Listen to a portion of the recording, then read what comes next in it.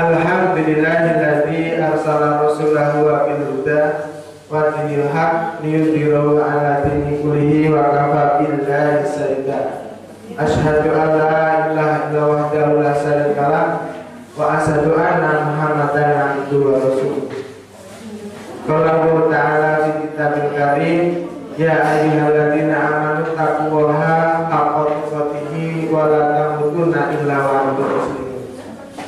Bapak Ibu pengajian rahimakumullah, pertama marilah kita panjatkan puja dan puji syukur kita kepada Allah SWT yang telah memberikan kita banyak nikmat, terutama nikmat iman, Islam, kesehatan dan kesempatan. Walaupun dingin banget hari ini, alhamdulillah kita sempat untuk tolabul ilmi, sempat untuk saling sapa kembali untuk mengikuti pengajian rutin bulanan minggu kedua. Selawat serta salam semoga tercurah pada Nabi Muhammad SAW. Saya ingin membacakan susunan acara. Yang pertama yaitu pembukaan, kedua materi inti yang akan diisi oleh Bapak Saifuddin dari SPD dari Pacor dengan tema evaluasi diri, masih meningkatkah iman kita setelah bulan Ramadan? Yang bisa jawab diri kita sendiri. Yang ketiga yaitu pengumuman-pengumuman. Yang keempat penutup. Marilah kita buka pengajian rutin kali ini dengan bacaan basmalah bersama. Bismillahirrahmanirrahim. Raditu billahi rabba wa bil islam dina wa bi Muhammadin nabiyya wa rasulah. Rabbi zidni ilma warzuqni fahma. Amin. Acara selanjutnya yaitu pengajian inti yang akan diisi oleh Ustaz Saifuddin SPD. Waktu dan tempat kami persilakan.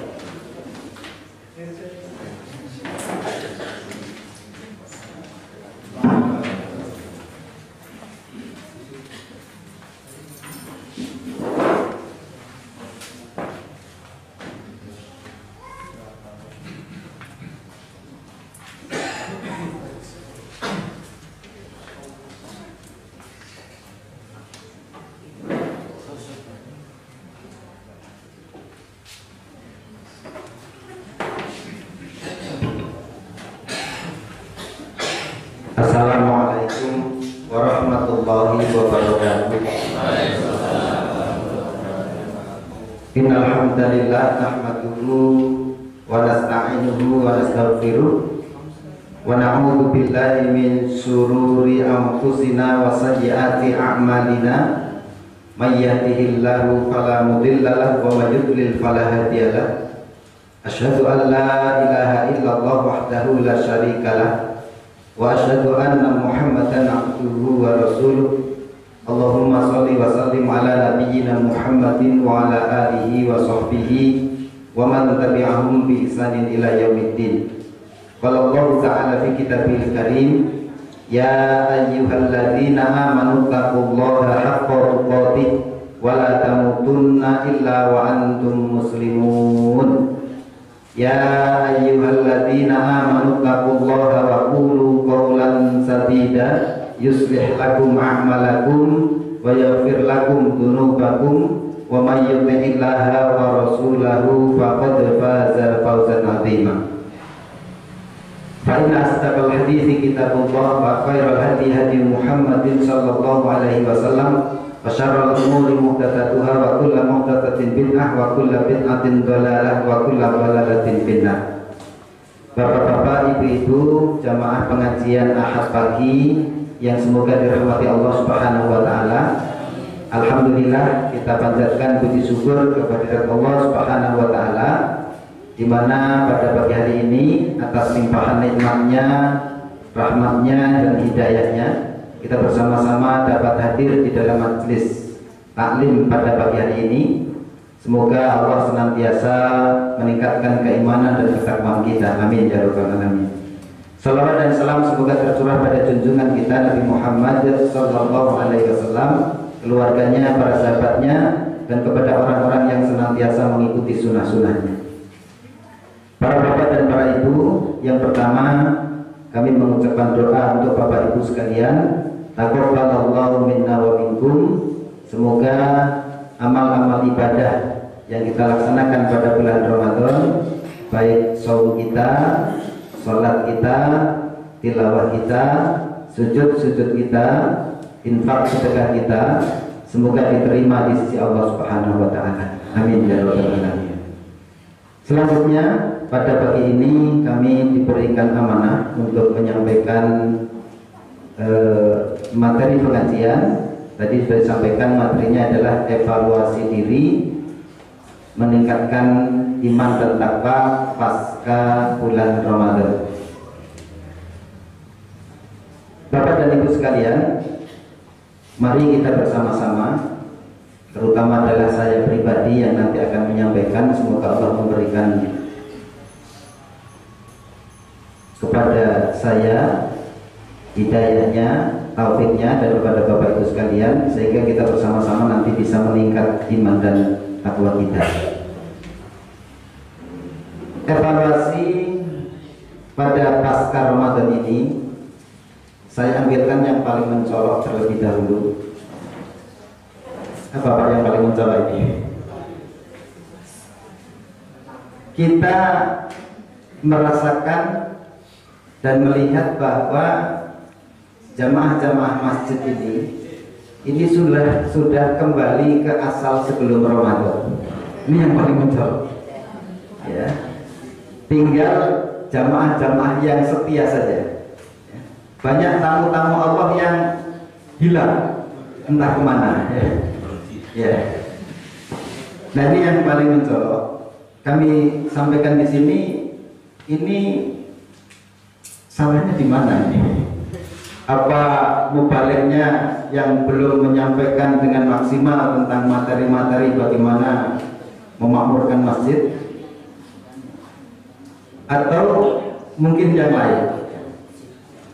Nah, ini perlu kita ketahui bersama bahwa sholat 5 waktu bagi kita kaum muslimin, terutama yang bapak-bapak berjamaah di masjid, ini adalah sangat ditekankan. Secara umum jumhur ulama menghukumi adalah sunnah muakkad, walaupun sebagian ulama ada yang menghukumi wajib. Artinya itu sesuatu yang sangat ditekankan. Di antara sholat 5 waktu itu secara berjamaah, yang sangat ditekankan itu adalah sholat isya dan sholat subuh. Ini pada bulan Ramadan itu bisa dilaksanakan kaum muslimin secara jumlah yang besar di masjid-masjid. Saya membaca sebuah buku, ini faktornya apa? Kok bulan Ramadan bisa banyak masjid-masjid sholat 5 waktunya termasuk subuh, tapi ketika tanggal 1 Syawal ini kok kemudian drastis sekali. Kemudian disebutkan ada paling tidak 3 faktor yang menyebabkan bulan Ramadan itu bisa banyak. Satu, yaitu faktor keutamaan bulan Ramadan itu sendiri. Jadi Ramadan itu kan sudah mempunyai satu keberkahan tersendiri. Nah, ini faktor inilah yang kemudian memotivasi kaum muslimin yang tadinya tidak terbiasa sholat berjamaah kemudian ikut sholat berjamaah, jadi banyak. Kemudian yang kedua, faktor dari barokahnya sahur. Kita kan diperintahkan sahur, tasahharu, ya. Fa inna fis sahur barokah. Barokahnya sahur, apalagi sahurnya itu adalah mepet dengan waktu subuh sunnahnya, maka kemudian bisa melaksanakan sholat subuh secara berjamaah. Kemudian yang ketiga itu adalah karena memang begadang malam itu, baik itu untuk ibadah pada malam atau tidak, tapi karena begadangnya sampai waktu subuh, maka sholat subuh bisa di masjid, sehingga sholat subuh pada bulan Ramadan ini masih banyak.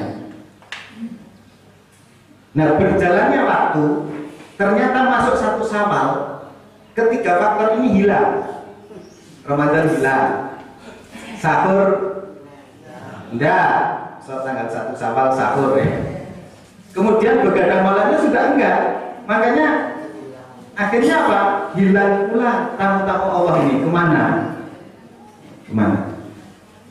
Nah ini yang perlu untuk saya sampaikan di sini dalam rangka untuk meningkatkan kualitas diri maupun kualitas kaum muslimin. Saya ingin sampaikan tentang bagaimana kita harus, bagi para mubalik ini, bagaimana kita itu mempertahankan agar sholat 5 waktu secara berjamaah di masjid tetap ramai, terutama adalah pada waktu-waktu isya dan waktu-waktu subuh. Ini bagaimana? Ini kalau bapak-bapak, kalau ibu-ibu ya, tidak mesti ke masjid, tapi ke masjid boleh untuk berjamaah, mendapatkan fadilahnya berjamaah. Tapi kalau ternyata di rumah, itu pesannya adalah bahwa ibu-ibu melaksanakannya juga as-sholatu ala waqtiha, melaksanakan sholat tepat pada waktunya. Begitu azan sudah langsung persiapan melaksanakan sholat 5 waktu tepat waktu. Jangan ditunda-tunda, akhirnya nanti tidak tepat waktu. Karena amal yang paling utama di sisi Allah salah satunya adalah as-sholatu ala waqtiha.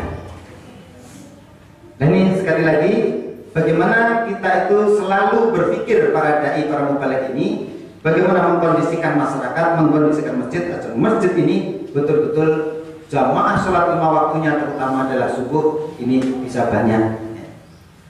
Para bapak dan para ibu sekalian, karena yang namanya sholat subuh ini secara umum kaum muslimin ini sangat penting. Ada seorang musuh Islam yang jujur mengatakan, saya belum pernah akan takut kepada kaum muslimin sebelum kaum muslimin ini sholat subuhnya menyamai sholat Jumatnya. Artinya apa? Kalau kaum muslimin menjaga sholat subuhnya berjamaah seperti sholat Jumatnya, berarti dia telah menjaga kewibawaan kaum muslimin, menjaga kekuatan kaum muslimin yang akan ditakuti oleh musuh-musuh. Nah, kalau secara pribadi, bahwa yang namanya sholat subuh ini harus kita biasakan. Artinya apa? Bulan Ramadan itu bulan madrasah imaniyah. Bulan kita itu dididik, ditempa jiwa kita untuk menjadi abid, orang yang ahli ibadah. Makanya yang namanya bulan Ramadan itu kita sudah dibangunkan oleh Allah Subhanahu wa taala semenjak sebelum subuh. Apalagi kalau subuhnya kita sudah rentetan, kita sudah bisa melaksanakan sholat subuh secara berjamaah. Nah, ternyata memang ini subuh ini harus kita lanjutkan. Kita lanjutkan. Nah, sholat subuh itu kalau disebutkan di dalam hadis itu kan,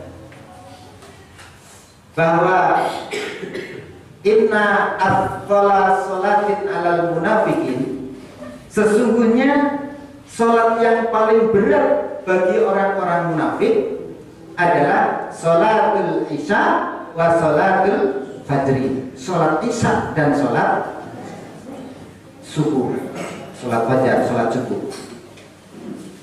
Walau ya'lamuna ma fihima, kalau seandainya mereka tahu apa yang terdapat pahala besarnya pahala yang terdapat di dalam sholat subuh dan sholat isya, la atauhuma walau habwan, mereka pasti akan mendatangi walaupun dengan merangkak. Ini orang munafik itu kalau tahu pahalanya yang begitu besar yang terdapat pada sholat berjamaah subuh dan isya, mereka akan datang walaupun dengan merangkak. Apalagi kita orang Islam yang paham betul dengan pahala yang ada di antara sholat subuh dan sholat isya. Dan di dalam hadis itu memang itu tidak disebutkan apa pahala yang besar itu, ya. Karena ini memang rahasia dan ini biar menjadi surprise ketika nanti diberikan pahala ini kepada orang-orang yang aktif di dalam melaksanakan sholat subuh dan sholat isya. Ini makanya dengan seperti ini sholat subuh ini betul-betul menjadi satu ukuran. Nah, kita harus melatih diri dan kita sudah dilatih oleh Allah Subhanahu wa taala pada bulan Ramadan. Subuh kita berusaha tidak pernah ketinggalan.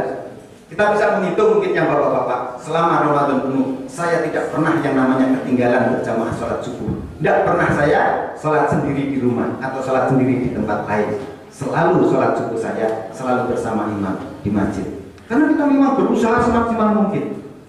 Dan itu bisa pada bulan Ramadan. Nah ini harus kita teruskan, harus kita lestarikan, sholat subuh.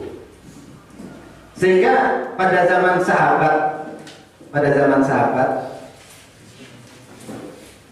Abdullah bin Umar itu menyampaikan, dulu kami itu dulu waktu zamannya beliau ya, zamannya Ibnu Umar, Abdullah bin Umar.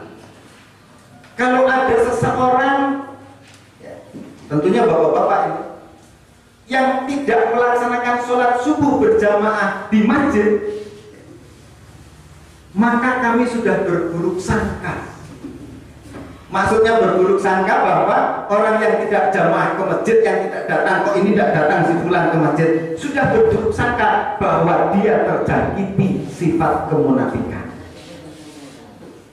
Itu kan berburuk sangka, jangan-jangan sakit kan gitu kan.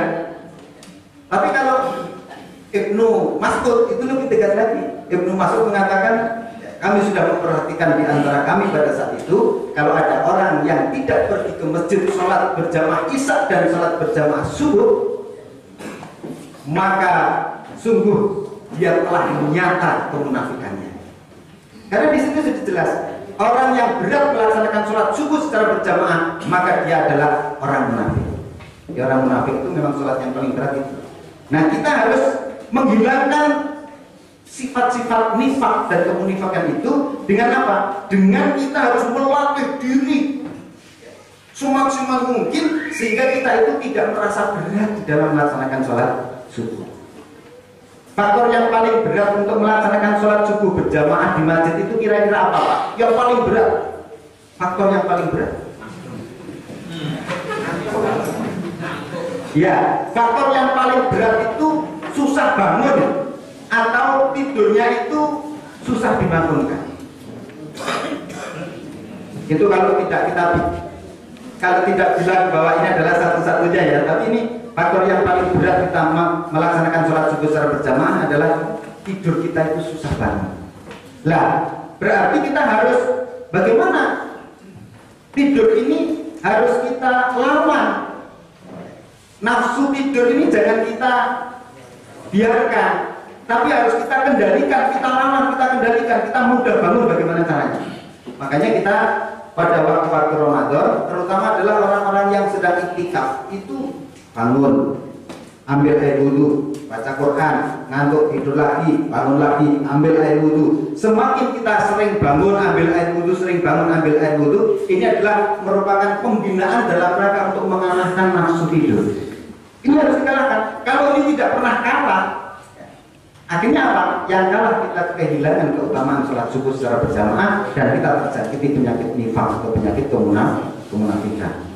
Ini mestinya kepada seluruh kaum muslimin yang masih berat untuk melaksanakan sholat subuh, kita ingin agar kita itu bersih dari sifat-sifat kemunafikan. Maka ada doa kan dari Rasulullah itu, Allahumma tahhir qalbi minan nifaq. Ya Allah, bersihkanlah hati kami dari penyakit nifaq. Mohon kepada Allah dan kita juga berusaha agar subuh kita bisa bangun dan kita melaksanakan sholat subuh secara berjamaah. Tidak hanya itu, sholatnya kita subuh berjamaah ini harus dalam keadaan sehat. Jangan keadaan ngantuk, kita sholat subuh habis itu langsung tidur lagi. Nah ini berarti belum ringan ini masih berat, masih berat. Makanya karena saking beratnya ini, Allah pun memberikan pahala yang besar. Subuh dan isya berat bagi orang munafik, maka subuh dan isya ini pahalanya besar. Kalau sholat isya kita bisa melaksanakan secara berjamaah. Man sholal isya fi jama'atin, siapa yang sholat isya secara berjamaah, faka'an nama qawmanis falail, maka dia akan dipahalai seperti orang yang sholat separuh malam. Sholat isya kalau berjamaah paling 5 menit selesai ya, 5 menit selesai. Tapi tidak dipahalai kita bekerja sholat 5 menit, tidak. Tapi kita dipahalai seperti kita sholat paling tidak 4,5 sampai 5 jam. Kalau malamnya itu 10 jam. Loh, kalau orang yang cerdas, kita milih ini. Milih berjamaah, sama-sama sholat di rumah sama jamaah itu adalah 5 menit paling. Tapi kalau berjamaah di masjid, pahala kita itu seperti sholat 5 jam, separuh malam. Ini sholat isya-nya. Nah, juga sholat subuhnya. Maka sholat subuhnya disebutkan man sholat subha fi jama'atin. Siapa yang sholat subuh secara berjamaah, faka'an nama sholat lailatul lahu. Maka dia akan diberikan pahala seperti orang yang sholat sepanjang malam. Loh, subuh 2 rakaat 3 menit selesai, 5 menit sama zikirnya, pahalanya 10 jam. Nah, makanya kita ingin kita melaksanakan keutamaan-keutamaan yang memang yang terbaik. Yang terbaik. Nah, ini baru sholat subuh dan sholat isya yang berat. Makanya kita berusaha mendidik jiwa kita, mendidik jiwa kita. Jangan sampai kita itu membiarkan nafsu-nafsu yang kemudian meninggalkan banyak keutamaan-keutamaan dalam beribadah. Tapi ini harus kita lawan dan harus kita kendalikan. Termasuk yang akan mengeraskan hati kita itu adalah banyak tidur. Maka tidur harus kita kendalikan. Kita tidak usah banyak-banyak tidur. Caranya bagaimana? Namanya tidur itu kita biasakan. Kalau biasa tidur ya tidur terus. Tapi kalau biasa kita bangun, biasa bangun, nanti akan mudah. Akan mudah. Nah, ini dengan berbagai cara tentunya kita latihan bagaimana kita sholat subuh. Karena itu sekali lagi itu adalah barometer bahwa kita ini terjangkiti nifaq atau kemunafikan atau tidak dengan sholat subuh secara berjamaah. Para bapak dan para ibu sekalian, jadi kalau ibu-ibu paling tidak kalau di rumah tidak berjamaah ya sholatnya adalah as-sholatu ala waktiha, sholat tepat pada waktunya di rumah. Ini satu tentang sholat subuh, kita biasakan. Kemudian saya sampaikan, memang kalau sejak awal sering disampaikan tentang ayat ini, ya ayyuhalladzina amanu kutiba alaikumusiyam kama kutiba alal ladzina min qablikum la'allakum tattaqun. Yang dipanggil siapa? Orang yang beriman. Yang nggak beriman nggak dipanggil di sini. Nah, orang yang beriman itu iman di sini maksudnya iman apa? Innamal mu'minuna alladzina amanu billahi wa rasulihi tsumma lam yartabu wa jahadu bi amwalihim wa anfusihim fi sabilillah ulaika mushadiqun. Nah, orang yang beriman yang dimaksud di sini adalah orang yang beriman kepada Allah, kepada Rasulullah sallallahu alaihi wasallam, kemudian tidak ragu imannya kepada Allah dan Rasulnya. Artinya apa? Seluruh yang dikabarkan oleh Allah di dalam Al-Quran dan seluruh yang dikabarkan oleh Rasulullah dalam hadis-hadis sahihnya pasti kita benarkan. Kita yakini ini adalah merupakan kebenaran. Sumber kebenaran itu adalah datangnya dari Allah dan dari Rasulullah Muhammad SAW. Tsumma lam yartabu, dan kita tidak ragu-ragu. Tidak ragu-ragu. Nah, makanya ini yang dipanggil untuk melaksanakan puasa adalah orang yang beriman kepada Allah dan kepada Rasul. Makanya kalau di dalam hadis puasa sangat dikaitkan dengan iman juga. Man soma Ramadhana imanan, kan? Siapa yang berpuasa pada bulan Ramadan imanan karena iman. Lah, iman ini menentukan diterima tidaknya puasa kita. Puasa kita. Nah, ini iman itu sangat. Nah, kalau ternyata kok seseorang yang berpuasa itu imannya keliru, keyakinannya keliru, ya bisa jadi tidak akan diterima puasanya. Karena yang diterima puasanya orang yang beriman. Kalau orang yang munafik kok berpuasa ya tidak akan diterima.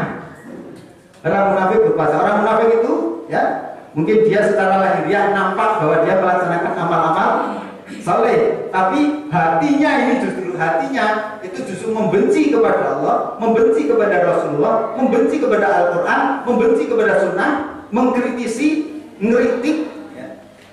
Bahkan mungkin memusuhi. Ya.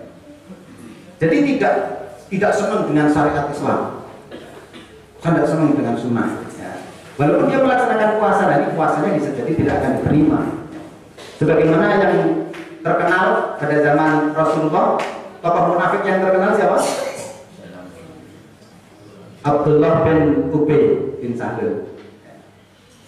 Saya pernah disampaikan dalam pengajian, kalau sholat berjamaah itu yang ambil sandalnya itu adalah, yang ambilkan sandalnya Rasul itu adalah Abdullah bin Ubay. Ya Ramadan, poso Ramadan, tapi tetap dia adalah orang munafik. Artinya puasanya, sholatnya berarti tidak diterima. Orang munafik itu diancam, innal munafiqin fi darkil asfali minan nar. Jadi orang-orang munafik itu diancam dengan dimasukkan neraka yang paling bawah. Walaupun dia puasa, kalau orang munafik, kita berpuasa tapi kita itu sengit dengan benci kepada syariat Islam, tidak bisa. Puasanya tidak akan diterima. Ya. Makanya puasa yang diterima itu karena iman yang benar, iman yang benar. Nah, makanya yang dipanggil itu adalah ya ayyuhalladzina amanu atau man shoma ramadhana imanan wa ihtisaban. Ghufira lahu ma taqaddama min dzambi. Nah, di sini ada satu ukuran memang, sedikit ukuran evaluasi. Tapi evaluasi ini untuk kita sendiri, tidak mengevaluasi kepada orang lain.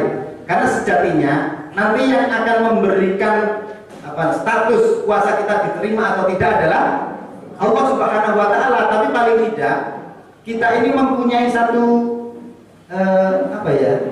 ukuran ya, kira-kira ini diterima apa tidak. Nah, di situ ada satu ukuran lah yang disebut oleh sebagian para salaf, itu mengatakan begini, inna min sawabil hasanati al hasanatu ba'daha. Sesungguhnya di antara balasan orang yang berbuat baik dan perbuatan baiknya diterima oleh Allah Subhanahu wa taala, maka dia akan dimudahkan untuk berbuat baik selanjutnya.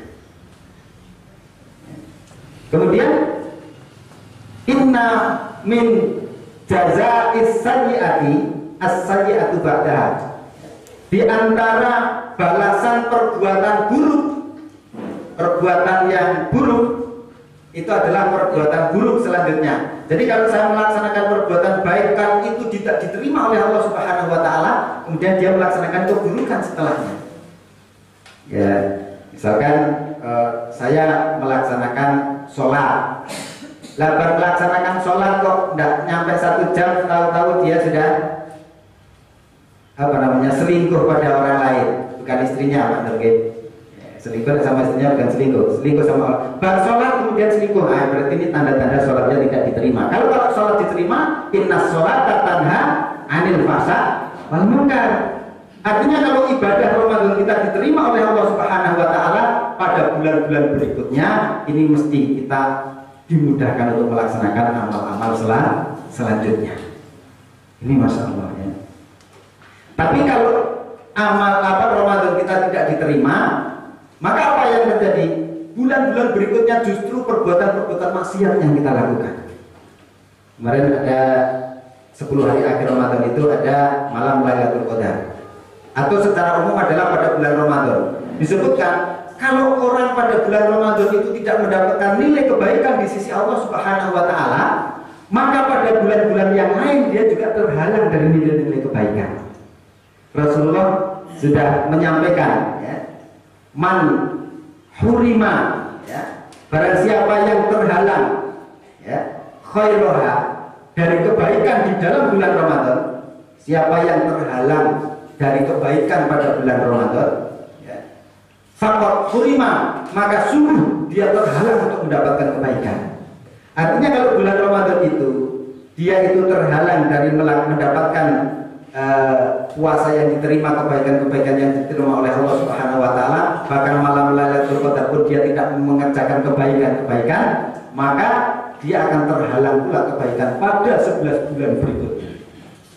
Ini adalah tanda-tanda bahwa ibadah Ramadan kita tidak diterima. Apa ada? Ternyata memang alumni Ramadan kita ini kan sudah selesai dari sekolah Ramadan ya, madrasah Ramadan kita sudah selesai, kita masuk Syawal. Taruhlah kita menjadi alumni madrasah Ramadan. Itu memang ada alumni yang kemudian tidak diterima amal ibadahnya. Ibaratnya rapot itu nilainya merah, tidak ada LED Pak. remedinya tahun depan, Ramadan depan. Ini nilainya merah ya.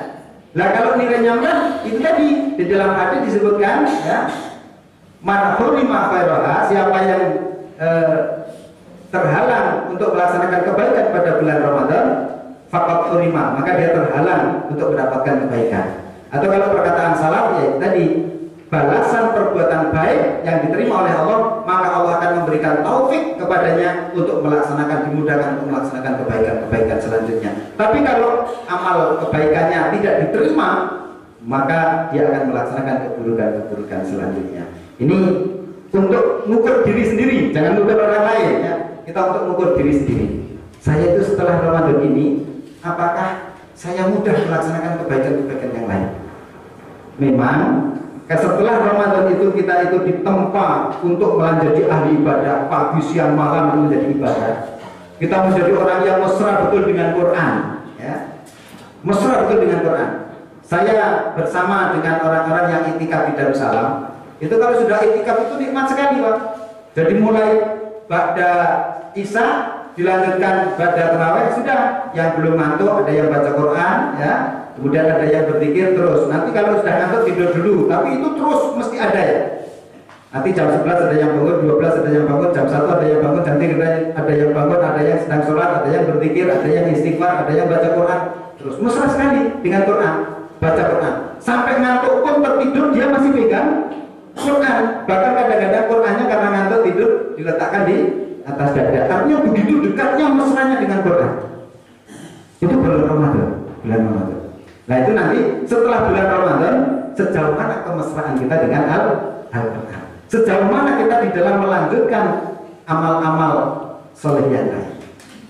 Makanya Allah Subhanahu Wa Taala di dalam surat An-Nahl ayat 92 di sana Allah menyampaikan, wala takunu kallati naqadat ghuzlaha min ba'di quwwatin angkata. Kata Allah, janganlah kalian seperti seorang perempuan yang sudah janganlah kalian seperti seorang perempuan yang menguraikan benangnya, diurai benangnya yang sudah dipintal dengan kuat sehingga tercerai-berai kembali.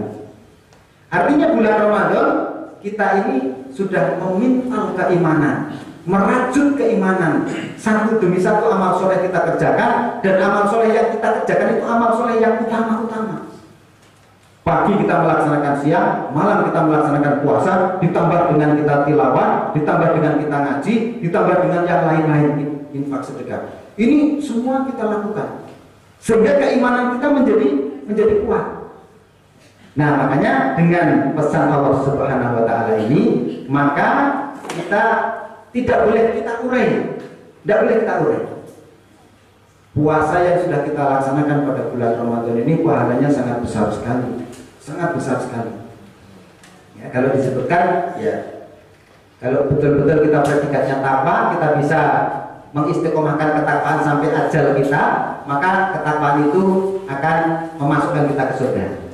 La'allakum tattaqun, agar mereka bertakwa, agar kita itu menjadi orang yang bertakwa. Artinya apa? Agar kita itu dimasukkan ke dalam surga. Agar kita dimasukkan ke dalam surga. Kenapa? Wasari'u ila maghfiratin min rabbikum wa jannatin 'arduhas samawati wal ardu u'iddat lil muttaqin. Ya. Jadi di situ ya, bergegaslah menuju ampunan Allah, mencari ampunan Allah, dan bergegaslah untuk menuju surganya Allah Subhanahu Wa Taala, yang surga itu seluas langit dan bumi, u'iddat lil muttaqin, diperuntukkan, disediakan untuk orang yang bertakwa. Nah makanya kalau kita itu la'allakum tattaqun, puasa agar kita menjadi orang yang bertakwa, artinya puasa kita agar menjadi kita itu dimasukkan ke dalam surganya Allah Subhanahu Wa Taala. Kalau diterima, maka di sana nanti ada inna fil jannati baban yuqalu lahu ar-rayyan. Nanti di surga ada sebuah pintu yang namanya ar-rayyan. Ar-rayyan. Yang ar-rayyan itu adalah yadkhulu minhu shaimun yaumil qiyamah. Pintu ar-rayyan itu tidak akan dimasuki ya, selain orang-orang yang berpuasa. Artinya yang akan masuk melalui pintu ar-rayyan adalah orang-orang yang berpuasa. Nah ini dari ar-rayyan itu sendiri. Jadi puasa itu masya Allah ya, kalau diterima di sisi Allah Subhanahu Wa Taala maka akan baik dunia akhiratnya, bahkan surga yang akan menanti kita. Kemudian puasa ini kan setelah Ramadan akan terus berlanjut, maka kita harus segera untuk melanjutkan puasa. Dengan puasanya pada bulan Ramadan saja, tapi kita juga melaksanakan puasa-puasa sunnah. Ini kita sudah masuk pada bulan Syawal, ada sunnah puasa 6 hari ya. Barang siapa berpuasa pada Ramadan kemudian diiringi dengan puasa 6 hari di bulan Syawal, maka di situ disebutkan qasyamid dahri, seperti puasa setahun. Nah nanti setelah ini ada puasa lagi nanti bulan Dzulhijjah ya, puasa Arafah. Dan nanti puasa Muharram itu adalah disebutkan ya, afdalus siyam ba'da Ramadan, puasa yang paling utama setelah puasa wajib pada bulan Ramadan, syahrullah, puasa pada bulan Allah al-Muharram, yaitu pada bulan Muharram. Ya, Ibunda Aisyah juga pernah menyampaikan ya, aku tidak melihat Rasulullah itu banyak puasa selain Ramadan kecuali pada bulan Sya'ban. Jadi bulan Sya'ban kemudian bulan Muharram ini adalah puasa yang sangat utama untuk dilaksanakan pada bulan-bulan itu. Nah, artinya apa? Kita setelah sholat puasa Ramadan kita bisa melaksanakan puasa-puasa sunnah yang lain. Itu kita lanjutkan. Tidak kita urai puasa mandek, tidak. Kita lanjutkan dengan puasa-puasa sunnah. Begitu juga sholat malam. Sholat malam itu merupakan amalan andalan juga untuk masuk ke dalam surganya Allah Subhanahu Wa Taala. Maka kita memang harus membiasakan. Sudah kita biasakan selama Ramadan, kita lanjutkan kebiasaan sholat malam itu terus. Sholat malam. Kalau disebutkan dalam hadis, afdalus sholat ba'dal maktubah, sholat yang paling utama setelah sholat fardu, sholatul lain adalah sholat malam. Sholat malam. Maka sholat sunnah yang paling utama untuk kita kerjakan adalah sholat malam. Sholat malam. Dan ternyata memang sholat malam itu menjadi sifat-sifatnya calon-calon penduduk surga. Sholat malam itu menjadi sifat-sifatnya hamba pilihan Allah Subhanahu Wa Taala. Nanti di dalam surat Al-Furqan itu di sana hamba pilihan Allah itu ada beberapa kriteria. Salah satunya adalah walladzina yabituna li rabbihim sujjadan wa qiyaman. Siapa calon-calon hamba pilihan Allah? Orang-orang yang melalui malam-malamnya yabituna li rabbihim sujjadan wa qiyaman. Mereka bersujud dan diam untuk Allah Subhanahu Wa Taala dalam rangka mendekatkan diri kepada Allah Subhanahu Wa Taala. Artinya apa? Melakukan sholat malam. Melakukan sholat malam. Jadi calon-calon penduduk surga itu memang mempunyai sifat, salah satunya terus melazimi yang namanya sholat malam. Sholat malam. Maka ini tentunya kita juga mengendalikan diri agar kita itu bisa ringan melakukan sholat malam. Akhirnya apa ya? Kita harus kendalikan tidur kita. Jangan sampai kita tidurnya terus pokoknya mudah bangun malam itu sudah bangun. Jadi kalau kita mudah bangun, pancangkan niat sebelum tidur bahwa kita akan bangun malam untuk melaksanakan sholat malam. Dan kita mohon akan dibangunkan oleh Allah Subhanahu Wa Taala. Nah, begitu bangun sudah kita melakukan sholat malam. Kalau masih berat terus dilatih. Bagaimana caranya? Pokoknya dilatih sampai kita merasa ringan, merasa nikmat untuk sholat malam. Ini adalah kita ingin mengendalikan nafsu kita untuk kita bawa menjadi ciri-cirinya penduduk surga. Nah itu kita puasa terus kita laksanakan, malam itu kita laksanakan. Jangan banyak tidurnya. Makanya kalau itu isak tidur sampai subuh tidur itu sebagai diibaratkan seperti bangkai tidur. Nah ini kita harus melatih diri bersama-sama, termasuk saya, ya, istri, anak-anak saya, keluarga, kemudian bapak ibu sekalian, kita latih untuk kita itu terbiasa untuk bangun malam dan melaksanakan sholat malam. Sekali lagi ini ciri penduduk surga. Kanu qalilan minal laili ma yahjaun, ya. Sedikit sekali mereka tidur di waktu malam. Wa bil ashari hum yastaghfirun. Mereka itu senantiasa beristighfar di waktu-waktu sahur. Ini setiap malam. Ya, kita lihat kemarin pada waktu-waktu etika itu mereka bangun walaupun sudah sholat mereka bangun malam kemudian sholat, habis sholat kemudian dia berdoa, lama sekali dia berdoa. Ya, ada yang sampai sesungguhan, tidak hanya sesungguhan, mungkin ada yang meneteskan air mata, memohon kepada Allah permintaan-permintaan yang menjadi kebutuhan hidupnya, baik dunia maupun akhiratnya. Kemudian diperbanyak untuk beristighfar, Allahumma innaka afuwun tuhibbul afwa fa'fu anni. Terus dia melakukan itu sampai subuh. Subuh baru nanti persiapan setelah adzan melaksanakan sholat dia subuh, kemudian sholat subuh berjamaah dan ngaji setelah itu. Ini terus dilakukan. Nah, pada waktu 11 bulan kemudian kita berusaha untuk masih terus melanggengkan, melestarikan amal-amal yang sudah kita kerjakan pada bulan-bulan Ramadan. Ini perjuangan kita bahwa kita beribadah kepada Allah bukan hanya pada bulan Ramadan. Tapi ini banyak memang yang mereka itu beribadah karena keutamaan Ramadan, bukan karena memang sudah terbiasa beribadah kepada Allah. Padahal yang namanya beribadah itu adalah wa'bud rabbaka hatta ya'tiyakal yakin. Kita diperintahkan beribadah kepada Allah, kepada Rabb kita hatta ya'tiyakal yakin, sampai kita itu meninggal, ajal menjemput.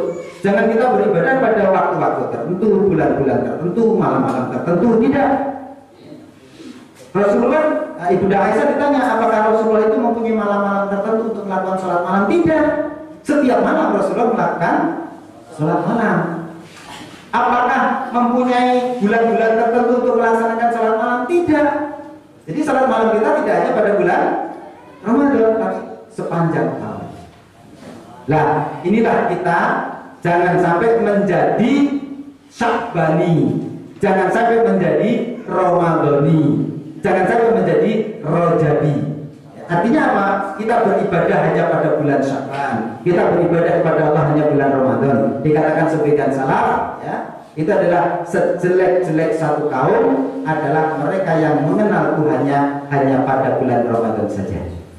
Makanya kita ingin menjadi Rabbani, bukan Sya'bani, bukan Rajabi, bukan Ramadhani, tapi kita ingin menjadi Rabbani, orang yang beribadah kepada Allah sepanjang hari, sepanjang bulan, sepanjang tahun. Wa'bud rabbaka hatta ya'tiyakal yakin. Nah, ini yang harus kita bangun di dalam pikiran kita, beribadah terus kepada Allah. Kita lestarikan apa yang sudah kita kerjakan pada bulan Ramadan. Sholat malam, Masya Allah. Belum terbiasa, susah banget. Harus kita didik jiwa kita. Di tempat kita sudah bulan Ramadan, harus kita lestarikan. Sebagaimana pesan Allah tadi, kita lestarikan. Jangan kita urai satu persatu. Jangan kita urai satu persatu. Nah, ini yang banyak orang yang melaksanakan ibadah, ya. Orang yang melaksanakan ibadah itu hanya karena keutamaan pada bulan Ramadan. Ramadan lewat, masuk Syawal, ibadahnya sudah selesai. Banyak yang seperti itu.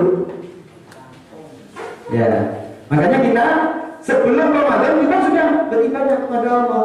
Ramadan kita tingkatkan ibadah kita. Setelah Ramadan kita kembali untuk kita lestarikan. Ibarat HP itu dicas pada bulan Ramadan. Kita kumpulkan, ya, ilmu, tenaga dan seterusnya, kemudian kita beribadah.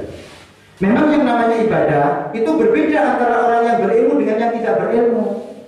Maka kita harus sering ngaji, mentadaburi, meyakini kita akan mempunyai kekuatan untuk melaksanakan. Jadi beda antara orang yang berilmu dengan orang yang tidak berilmu. Kalau orang yang berilmu pasti akan memilih ibadah-ibadah yang memang itu utama.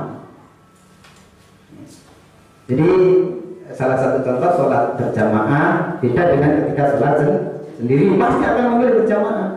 Kemudian nanti kalau sholat tarawih ini memang ada perbedaan pendapat, ya, tapi yang saya baca ini kebanyakan ulama itu mengutamakan bahwa sholat tarawih kita adalah bersama imam, karena ada hadis, ya, man qoma ma'al imam, siapa yang sholat tarawih bersama imam hatta yang shorifa, ya, sampai selesai kita sholatnya makmum bersama imam, kutibalahu qiyamul lailah, kita akan dipahalai, ya, seperti sholat sepanjang malam. Nah, tentunya kita tidak ingin, ya, sholatnya itu tidak dipahalai sepanjang malam. Nah, kita ikut sholat tarawih berjamaah bersama imam sampai selesai.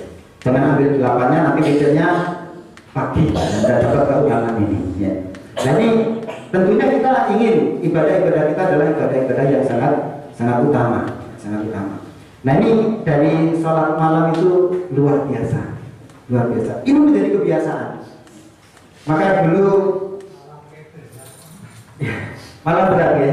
Nah ini kita harus mendidik jiwa kita untuk membiasakan malam itu untuk beribadah. Jangan seperti bangkai pada waktu malam. Artinya apalagi kalau memang tidak meniatkan ibadah di waktu malam, sering-seringnya begadang, ini tidak ada ibadahnya. Kalau tidur di atas jam 12 malam, tapi apa kegiatannya? Nonton TV. Ini kayaknya banyak sih faktor yang membuat tidur malam, ya itu kegiatannya adalah nonton TV. Ya, padahal nonton TV itu sesuatu yang banyak menurutnya. Ya, apalagi kalau kemudian itu dipakai untuk mentadabburi ayat-ayat Quran, membaca ayat-ayat Quran ini luar biasa, ya, yang menguatkan kita untuk melaksanakan sholat pada malam hari. Jadi dua amal ini betul-betul menjadi andalan. Dulu malaikat Jibril pernah menyampaikan kepada baginda Rasulullah SAW, Hafsah binti Umar bin Khattab adalah qawwamah, ya, calon istri Anda di dalam surga. Nah, qawwamah itu adalah orang yang banyak saum.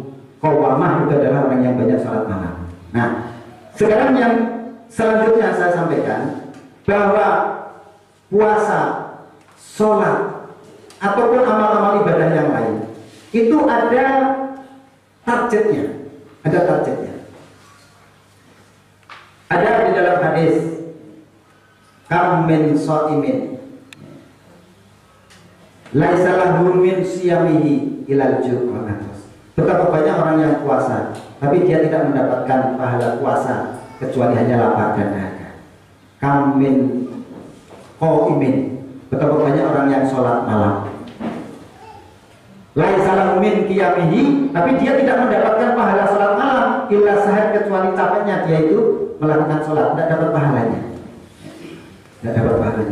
Nah ini kita berusaha bagaimana agar puasa kita mendapat pahala, sholat kita mendapat pahala. Nah di situ kita harus melaksanakan dengan sebaik-baiknya. Satu, karena iman. Yang kedua, dilaksanakan dengan sebaik-baiknya. Ini sudah di awal sudah disampaikan tentunya. Puasa yang akan diterima adalah puasa yang sudah meninggalkan perbuatan-perbuatan maksiat. Orang berpuasa tapi dia masih berdusta. Orang yang berpuasa tapi dia masih riba. Orang yang berpuasa tapi dia itu masih curang dan seterusnya. Kalau dia masih melaksanakan itu, puasanya sah tapi dia tidak mendapatkan pahala. Lah, kalau tidak mendapatkan pahala, dia keluar dari bulan Ramadan tidak diampuni oleh Allah Subhanahu wa taala. Inilah yang disebutkan bahwa dia itu telah celaka. Ada orang yang menjadi alumni Ramadan tapi dia celaka karena puasa, sholat, dan ibadah yang lain tidak diterima oleh Allah Subhanahu wa taala. Ini ada yang seperti itu, ada yang seperti itu, alumni Ramadan yang seperti itu. Kita semoga diberikan perlindungan dari itu. Jadi Rasulullah pernah naik mimbar itu selalu mengatakan amin, ketika naik mengatakan amin, amin, amin.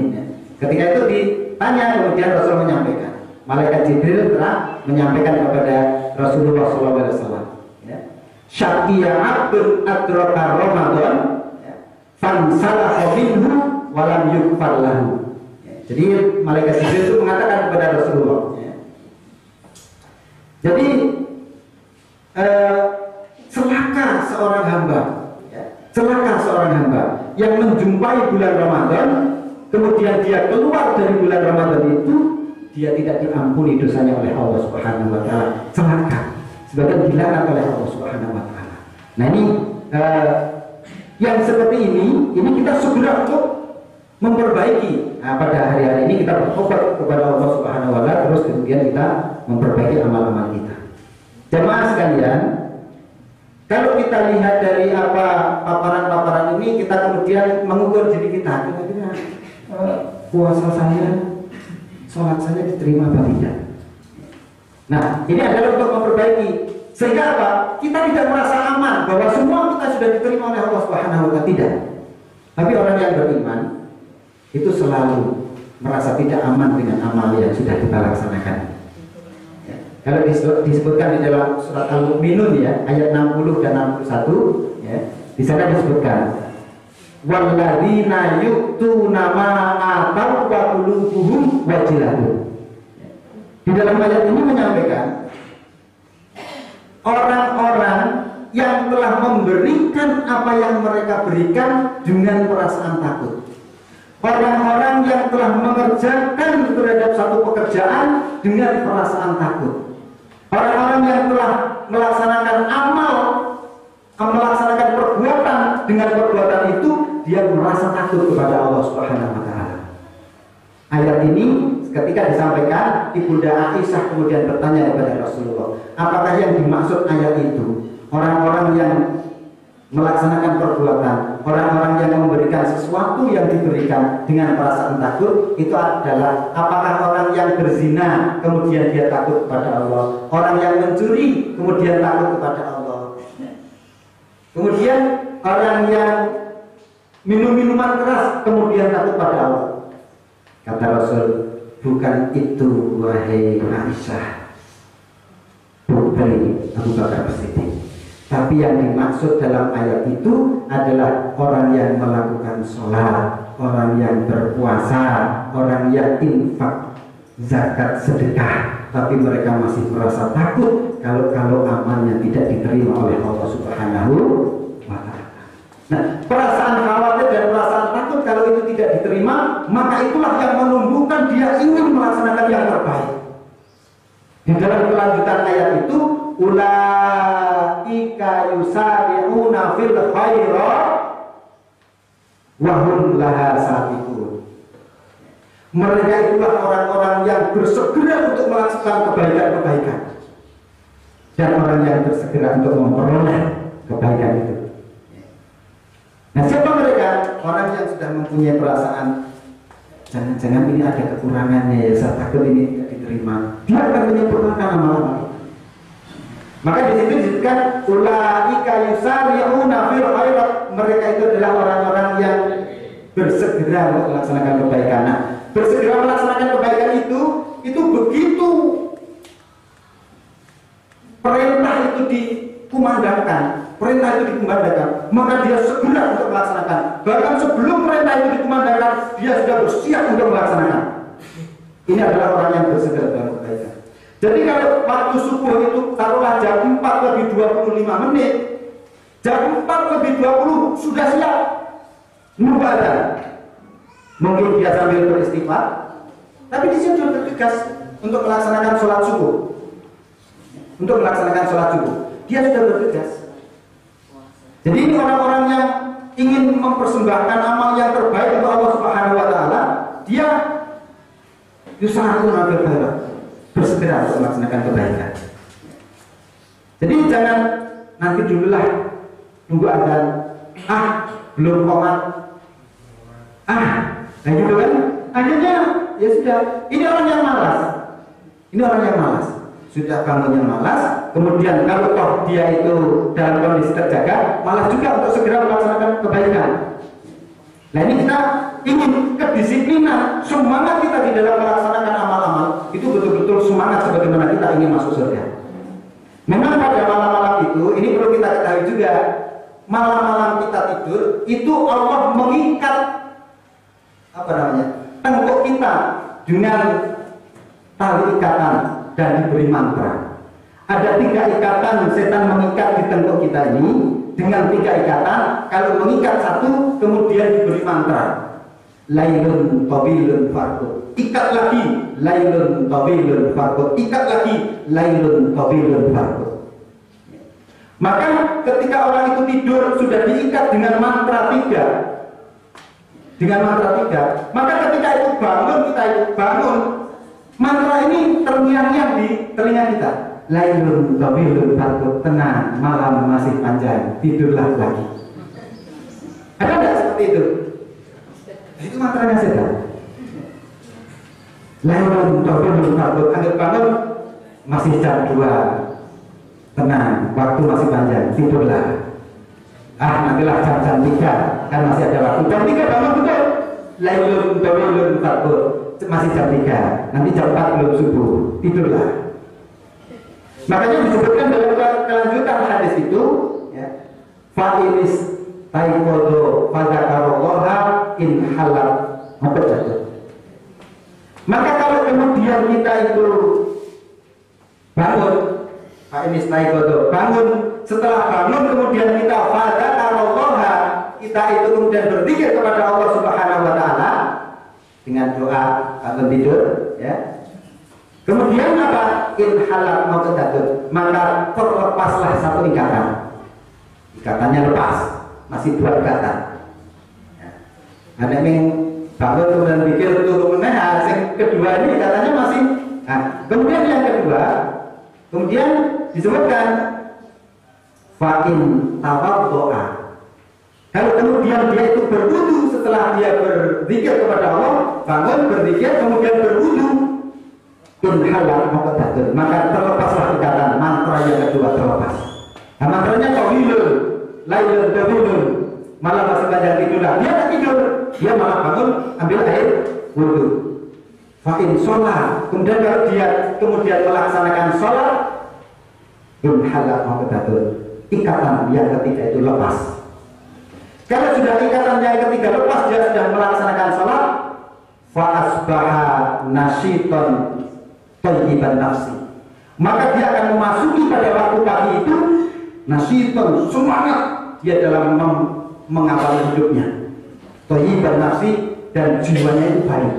Jiwanya baik, ya, jiwanya baik. Tapi kalau tidak, dia tidak bangun, malah tidur lagi, sampai subuh dia tidur lagi, ya. Maka di situ disebutkan di dalam hadis itu, kalau dia seperti itu, maka dia pada pagi harinya dia dalam keadaan hobi dan nafsi, buruk jiwanya, kaslana, dan dia malas untuk melaksanakan ibadah kepada Allah Subhanahu wa taala. Ini hadis. Maka kalau kita ingin, ya, setiap harinya kita mengawali dengan semangat melaksanakan mencari keridhaan Allah Subhanahu wa taala, maka kita harus ingat 3 ikatan di dalam tubuh itu kita lepaskan setiap malam. Dengan apa? Bangun, berzikir, ambil air wudu, melaksanakan sholat, kemudian kita berserah dan melaksanakan berbagai macam amal ibadah yang lain. Nah, ini malam itu kita bisa terus kita laksanakan, bangun malam untuk melaksanakan sholat dan yang lain. Ini Masya Allah, kalau ini bisa kita laksanakan, berarti kita menggunakan waktu-waktu malamnya betul-betul untuk beribadah, sebagaimana yang disebutkan ciri-ciri orang yang muttaqin di dalam ayat-ayat di dalam Al-Quran, itu betul-betul akan kita laksanakan dan kita akan dijanjikan surganya oleh Allah Subhanahu wa taala. Mas, apa? Ya, baik Bapak dan Ibu sekalian. Jadi memang kita butuh terus, walaupun ini pernah disampaikan, pernah dengar, tapi terus itu kita lakukan, akhirnya menjadi satu keyakinan yang mendalam, menjadi motivasi yang kuat, kemudian kita melaksanakan dalam kehidupan sehari-hari menjadi ciri-ciri orang yang muttaqin. Demikian kami cukupkan ini saja, barangkali banyak kekurangan dan mohon maaf. Saya kembalikan kepada pembawa acara. Billahi taufiq wal hidayah. Assalamualaikum warahmatullahi wabarakatuh.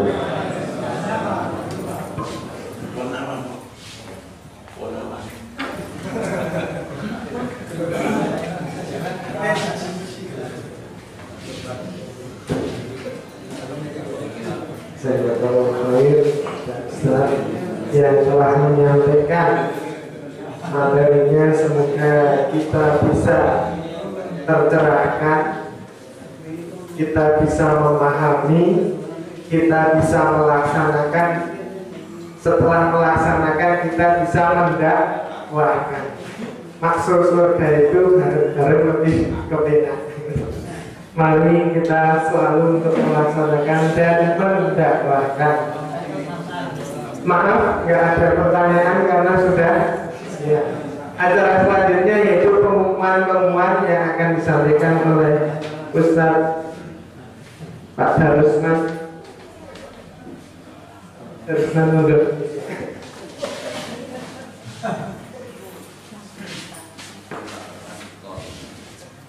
Assalamualaikum warahmatullahi wabarakatuh.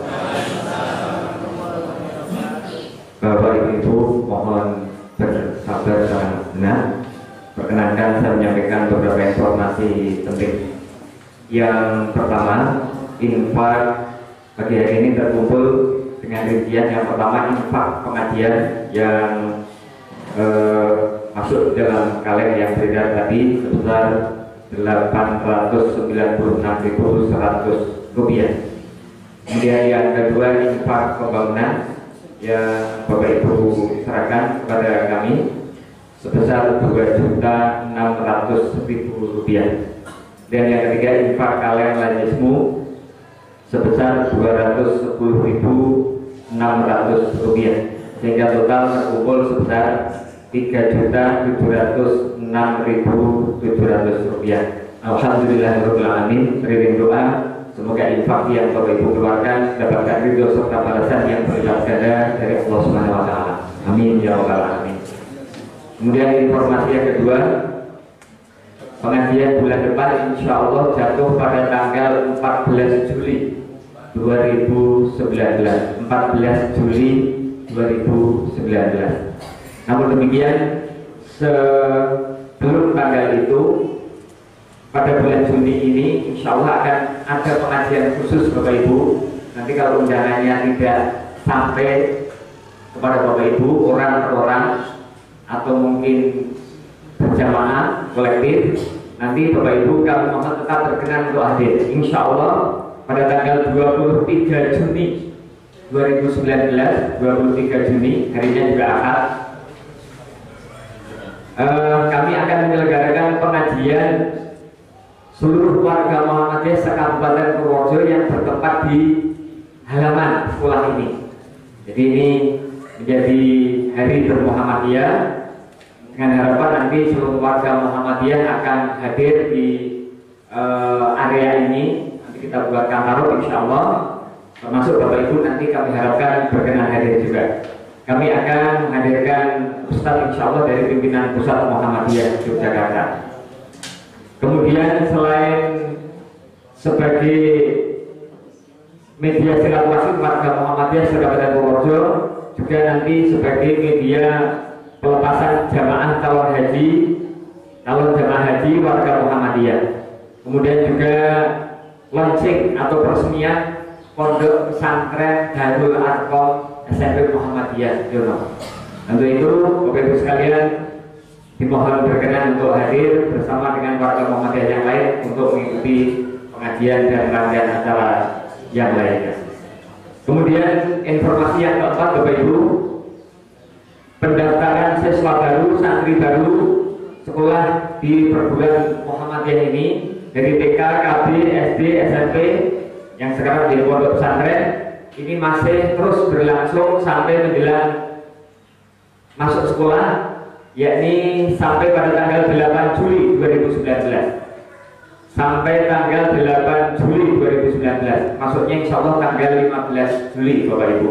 Untuk itu Bapak Ibu yang terakhirnya, cucunya, mungkin saudara tetangga yang masih mencari sekolah, belum dapat sekolah yang diharapkan, dipersilakan untuk mendaftar. Yang usia TK masuk ke TK Aisyah Jono, kemudian yang SD di sekolah kreatif SD Muhammadiyah Bayan, yang masuk SMP di Pondok Pesantren Darul Arqam SMP Muhammadiyah Jono. Dan yang kelima, hari ini insya Allah kegiatan konsultasi kesehatan secara rutin pengobatan insya Allah ada bersama Bapak Dr. Utomo nanti di ruang sebelah selatan. Yang terakhir, pertasyarufan pinjaman tanpa bunga tidak mungkin yang akan nyicil mengembalikan nanti pada ruang yang sudah disiapkan. Demikian Bapak Ibu informasi dari kami, mudah-mudahan bermanfaat dan pengajian yang sudah kita ikuti mudah-mudahan menambah iman takwa kita kepada Allah Subhanahu wa taala.